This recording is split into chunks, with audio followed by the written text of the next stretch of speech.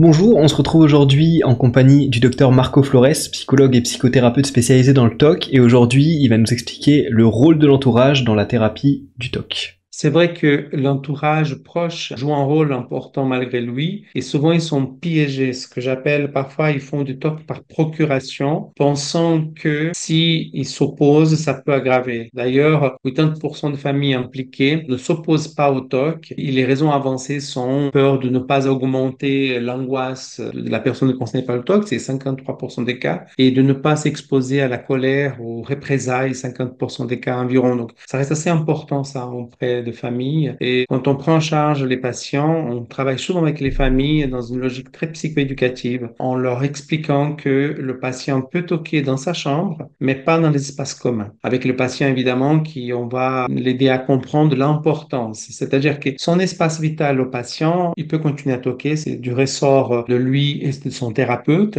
Et dans l'espace commun, pour ne pas se faire subir aux autres, dans cet espace-là, les familles commenceront petit à petit, mais sûrement et assez rapidement du reste, à mettre le cadre. Pas question. Faut pas avoir peur d'aller à la confrontation, bien expliquer en disant, désolé mon chéri, ma chérie, mais là, c'est l'espace commun, c'est pas possible.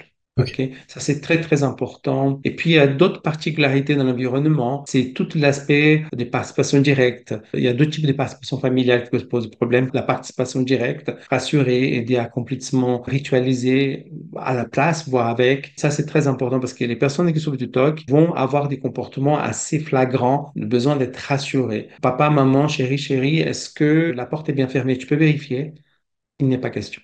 Mais quoi qu'il en soit, c'est très important surtout de voir ça avec le psychologue, le psychiatre qui suit le patient pour avoir les consignes et les appliquer afin de ne pas aggraver la situation. Alors, les familles ne sont pas la cause. Combien même il y a des approches thérapeutiques qui prônent ça, non, à part l'aspect génétique, mais en dehors de ça, les familles ne sont pas la cause du TOC, mais peuvent être des éléments qui favorisent l'aggravation du TOC, mais pas la cause. Donc en gros ce que tu me dis c'est qu'il y a des gens qui ont du coup du mal à s'interposer ou à limiter le TOC des gens et que on leur conseille en général de poser des limites qui sont claires et ça aide le toqué à mieux gérer son TOC, c'est ça? Indispensable.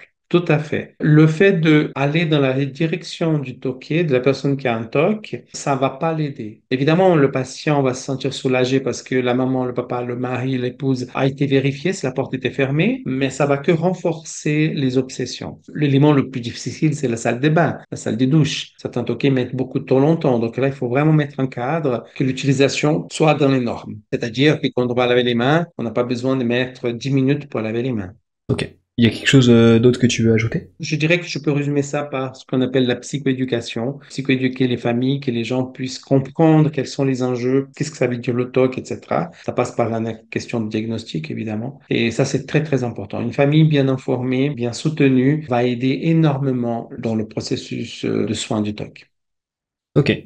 Bah, c'était une très courte vidéo, mais je pense que c'est hyper intéressant parce que c'est pas forcément instinctif en tant que proche peut-être de se dire que je ne dois pas aller dans le sens du toqué. Peut-être ce qu'on aurait envie de faire instinctivement pour l'aider, mais au final, bah, Absolument.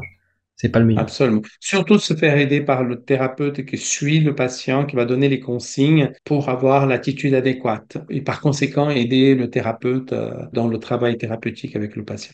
Bah, merci beaucoup Marco. Si ça vous a intéressé, je vous laisserai en description nos autres vidéos sur le thème du TOC. Et puis on se retrouve très bientôt pour une prochaine vidéo. À bientôt.